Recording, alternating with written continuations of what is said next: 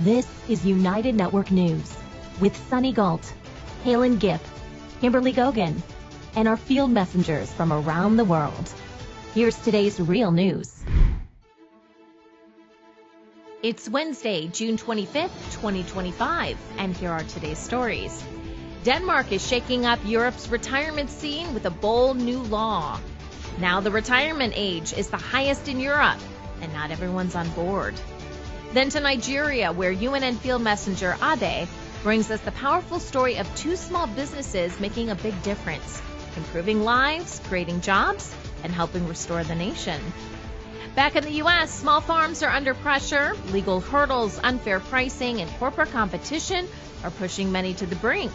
We'll show you a new way to shop that's gaining traction across the U.S. Plus, what if your lemons could last longer and help clean your kitchen? CJ is in with a clever tip that's as practical as it is surprising.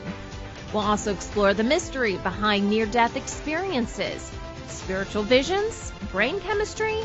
You decide. And finally, we head to Tokyo for the vibrant Kanda Festival, one of the city's most historic and colorful celebrations. Field Messenger Akira takes us inside the tradition. Denmark has officially become the country with the highest retirement age in Europe, following a new law passed by its parliament that will raise the retirement age to 70 by 2040. This decision has sparked widespread debate and protest, and it's not hard to see why. The root of the change lies in a policy Denmark introduced back in 2006, which ties the retirement age to life expectancy. Every 5 years, the government reassesses how long Danes are living and adjusts the retirement age accordingly. As a result, the current retirement age is 67, but it's scheduled to rise to 68 by 2030, to 69 by 2035, and eventually to 70 by 2040. This trajectory is based on the assumption that as people live longer, they can also work longer, a logic increasingly embraced by economists and policymakers across Europe as aging populations and financial pressures strain national pension systems.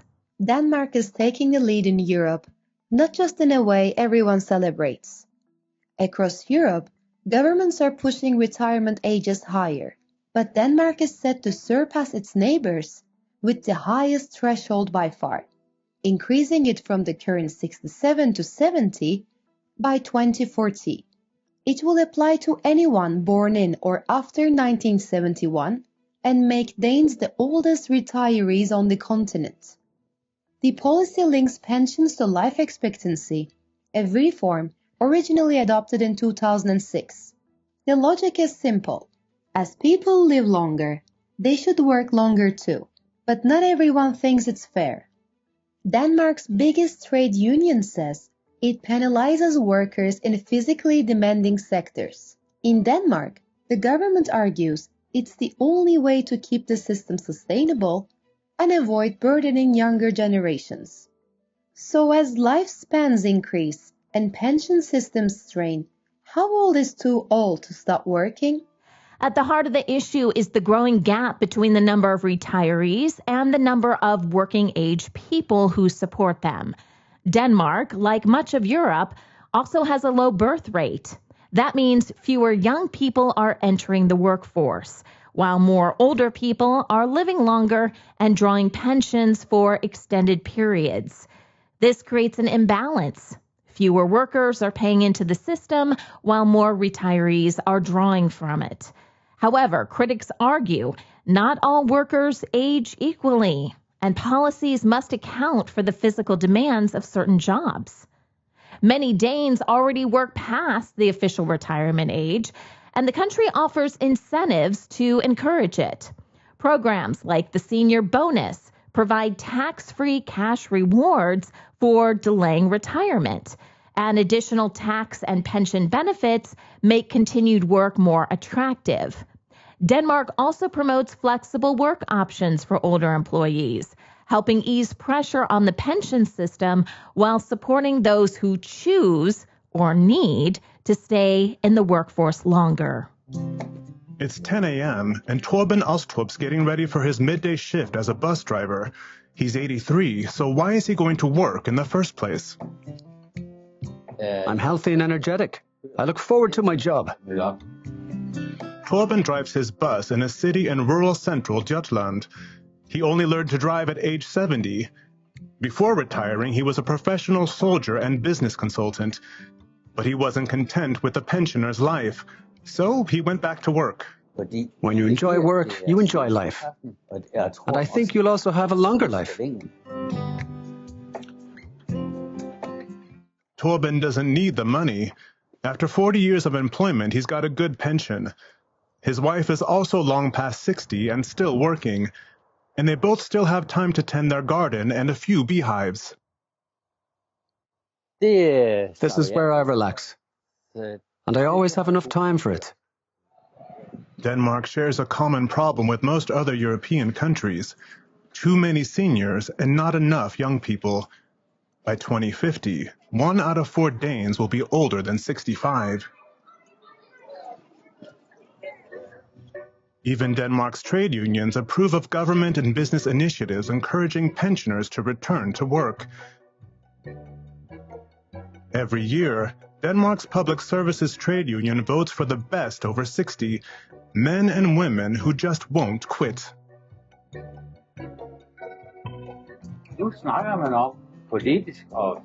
Now, in political debates, they're saying they can make good use of us senior citizens. I'm glad I'm living in a time when nobody expects us to just be modest and grateful anymore.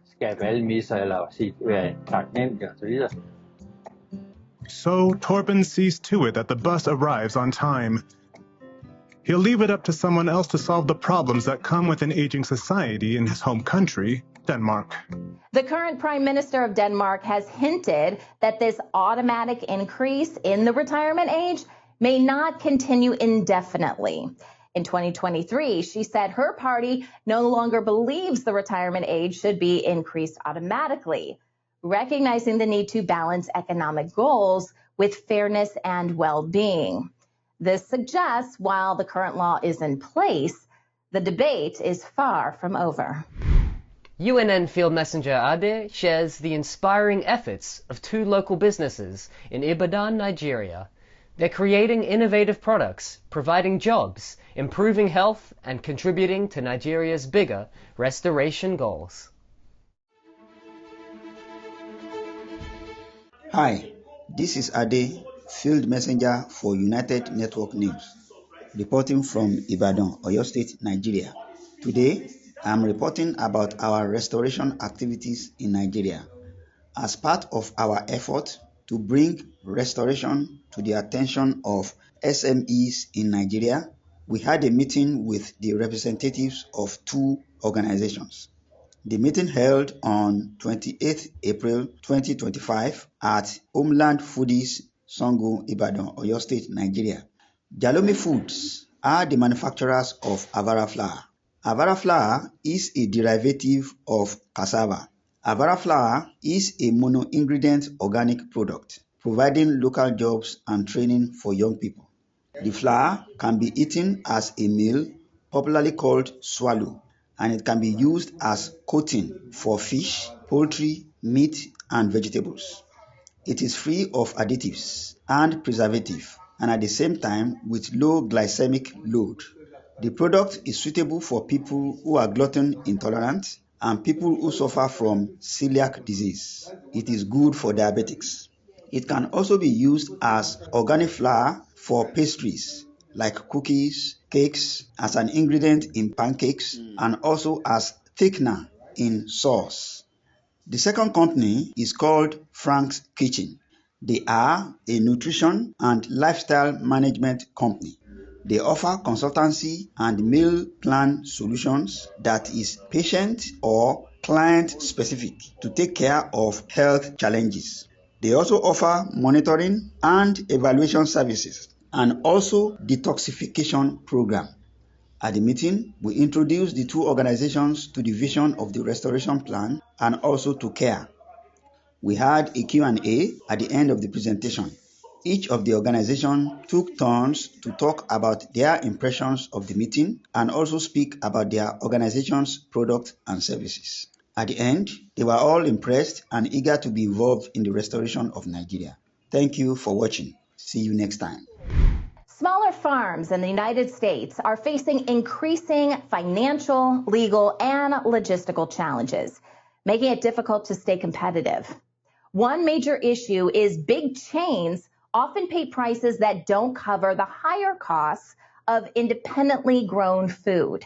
On top of that, small farms face regulations designed for large-scale farming.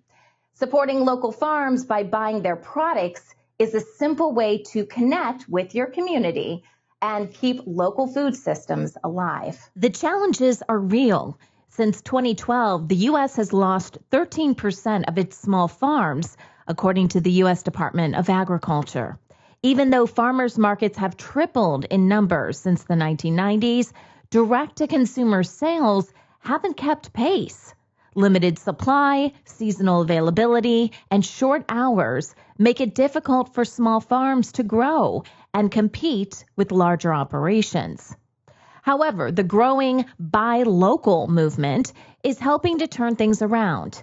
More people are choosing fresh, locally grown produce, showing a real appreciation for supporting nearby farmers. Spending at farm stores like roadside stands and farm stops has doubled, proving consumers value knowing where their food comes from.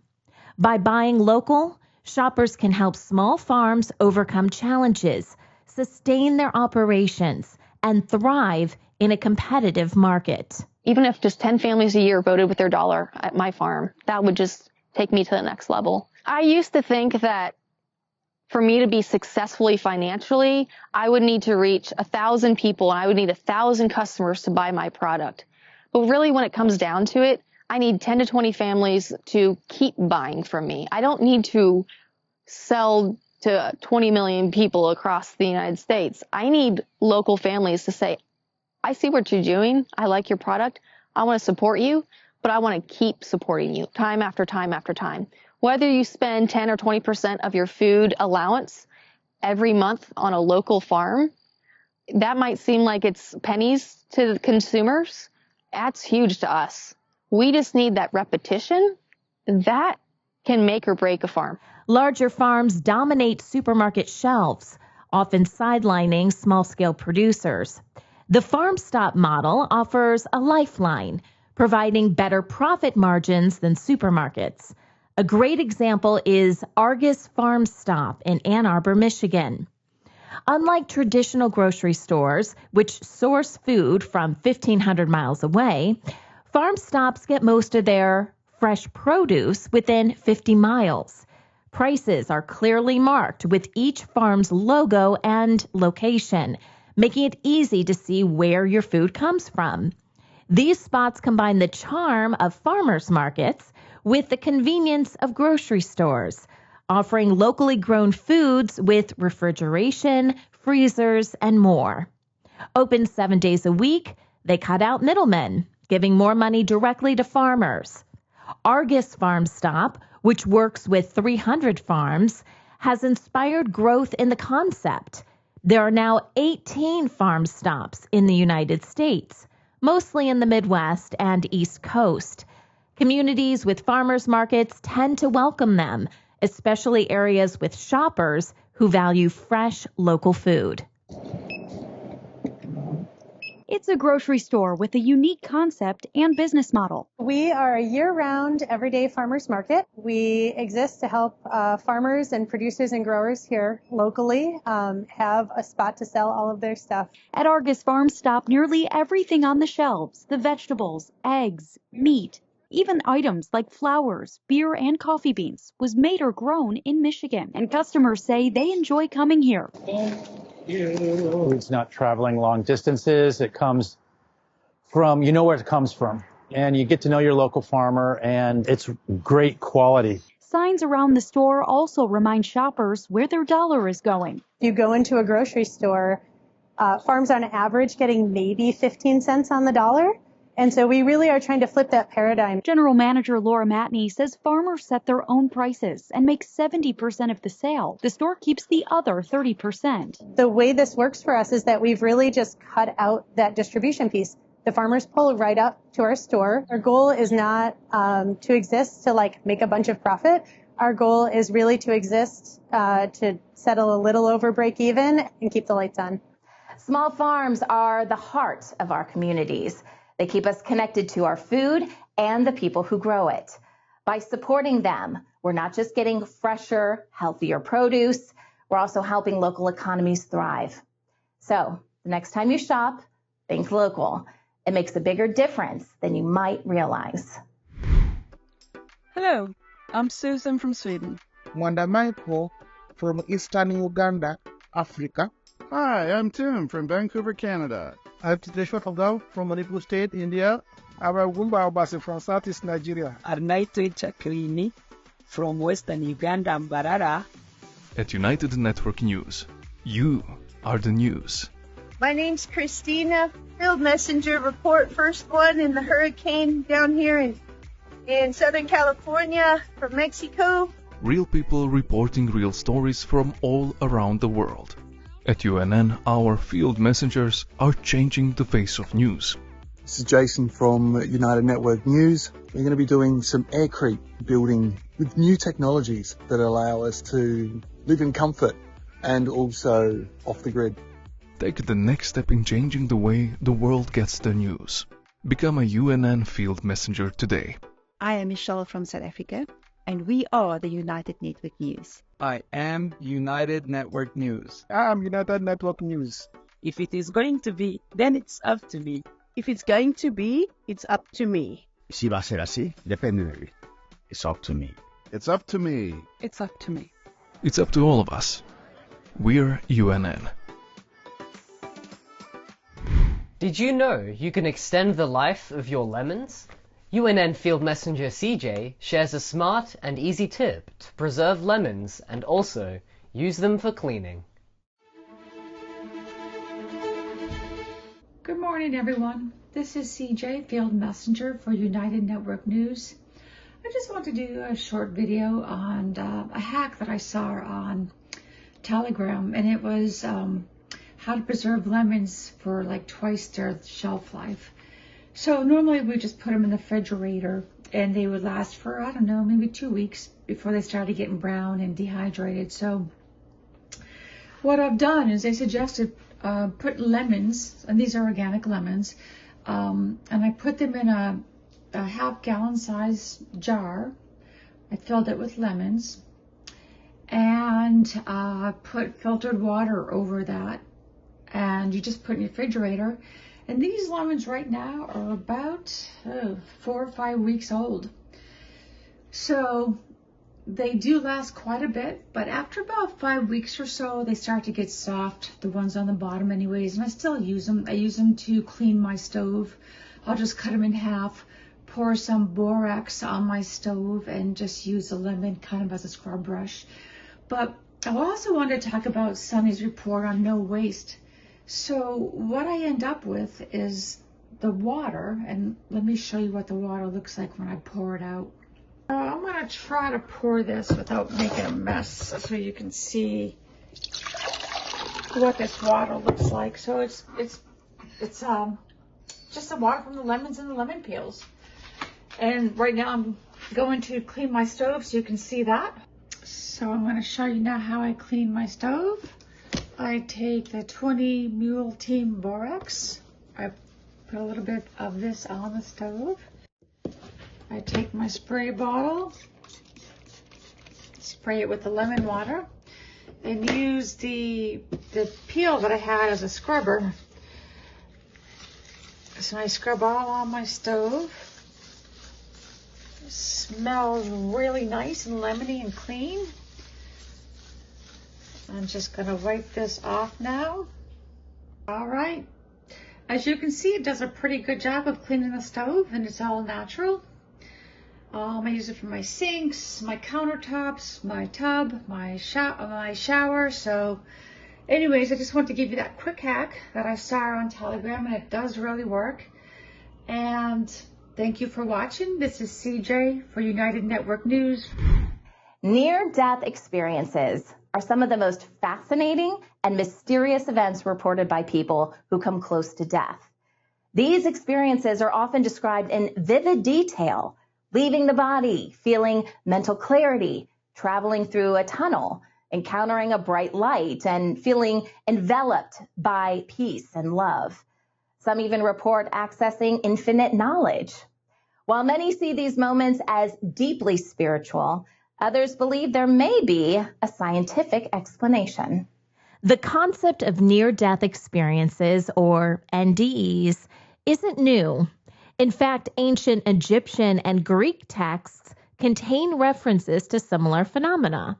However, it wasn't until 1975 when Dr. Raymond Moody introduced the term near-death experience in his groundbreaking book, Life After Life, that NDEs gained modern attention. This book brought the topic into the spotlight, sparking widespread curiosity and debate. Today, NDEs are an area of growing interest in both medical and scientific communities. For instance, neuroscientists are investigating the brain's role during these extraordinary experiences. A 2023 study by NYU Grossman School of Medicine showed some cardiac arrest patients had clear memories of near-death experiences, even an hour after their hearts stopped. Researchers also discovered brain activity linked to higher mental function during CPR, raising questions about awareness during death. In 2024, University of Michigan researchers observed a surge in gamma brain waves linked to consciousness in 4 dying patients after life support was removed. There are roughly 900 scholarly studies of near-death experiences published in scientific and medical journals over the last 40 years. Researchers have found that there is no alternative explanations that can fully explain them away. In fact, there are many powerful cases where there's corroboration. In other words, people are clinically dead, and yet their spirit lives on, and they see or hear things they otherwise would be incapable of seeing or hearing. For example, a 7-year-old girl named Katie was found floating face down in a YMCA swimming pool. She had no measurable brainwaves activity. She had no heartbeat. She was hooked up to an artificial lung to keep her breathing. But somehow she made a miraculous recovery after just 3 days. And she astounded doctors by saying she'd been conscious the whole time and had actually met Jesus and the Heavenly Father.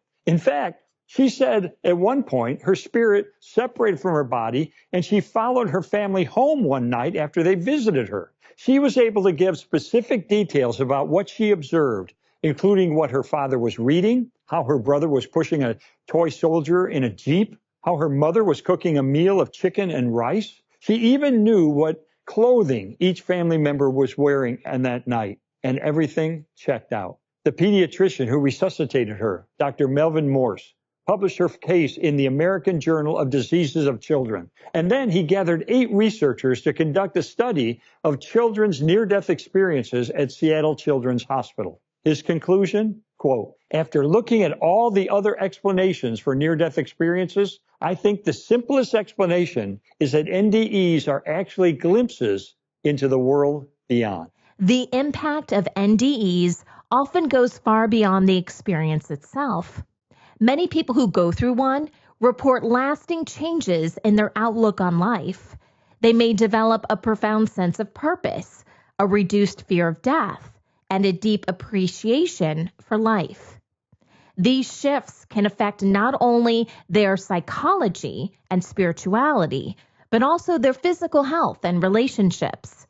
It's not uncommon for individuals to become less materialistic, more drawn to spiritual matters, and more sensitive to their surroundings.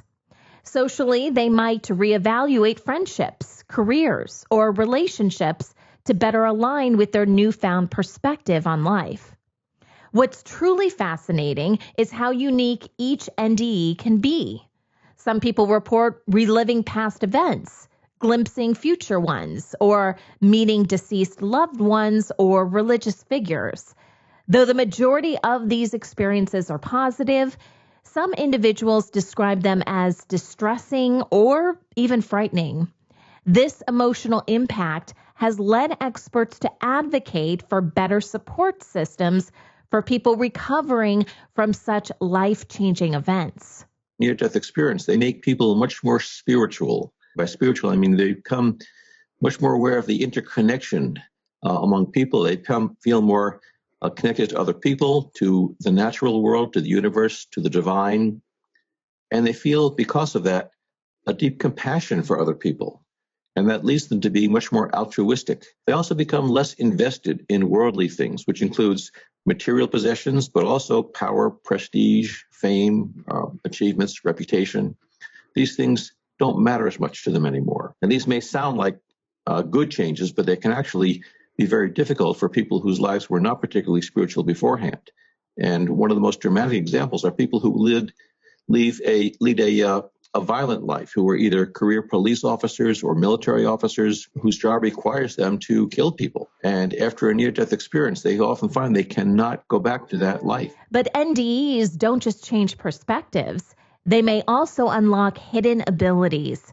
Many individuals claim to develop psychic sensitivities after an NDE, such as heightened intuition, sensing energies, or experiencing moments of precognition. According to Dr. Charles Bruce Grayson, a leading psychiatrist and NDE researcher, paranormal experiences are reported more frequently after an NDE than before. Dr. Lottie Valentine, for example, credits her near-death experiences with awakening her psychic abilities. Whether these abilities stem from a new awareness, hidden sensitivities, or a deeper connection to another reality, they add yet another layer of mystery to the phenomenon. And I could feel that my soul was trying to leave my body. So I'm holding on to it. If you can imagine, you're just like, don't leave, I gotta stay. My kids need me. And then all of a sudden it goes so fast, because one instant you're in your body, but the next instant you're outside. And it's just like I got pulled out. And my first near-death experience is so very different from my second. But this is the first one, and I'm just hovering outside my body, but there is this knowledge of unconditional love on the other side. I also knew there was no time on the other side. I had access to past, present, and future. There was no time. And just that unconditional love, it doesn't matter who you are, what you did, it's just, you're just this divine spirit. And I also knew that I was connected to my body below me, and that was my house. That's where my soul or spirit lived. And then, within a few seconds, I get sucked back in. And that next morning is when the spirit world started showing up. If you find yourself curious about NDEs, there's no shortage of resources to dive into. Books like Saved by the Light and At Peace in the Light by Danny and Brinkley, or Life After Life by Dr. Raymond Moody offer incredible insights into these life-altering experiences. You'll also find podcasts, documentaries, and online forums where people share their personal stories and discuss both the science and the spirituality behind NDEs. The Kanda Festival, held in Tokyo, is recognized as one of the 3 great Edo festivals. Edo is the ancient name of Tokyo. This cultural event highlights the rich traditions of the region. Join UNN Field Messenger Akira to experience this remarkable celebration.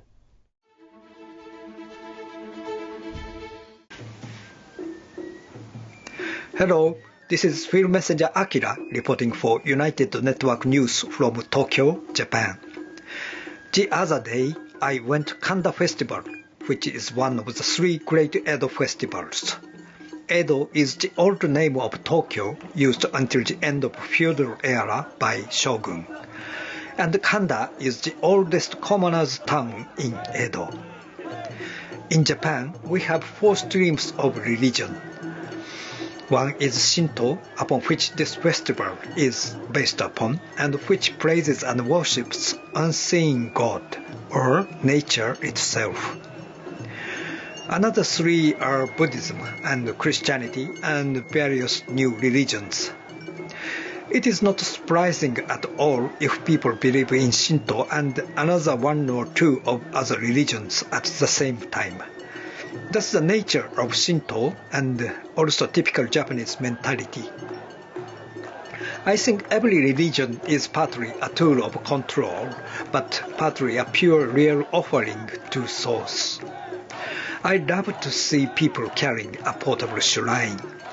I often imagine and ask myself what would it look like if the famous ukiyo-e artist of Edo era, Hokusai, were to paint these people.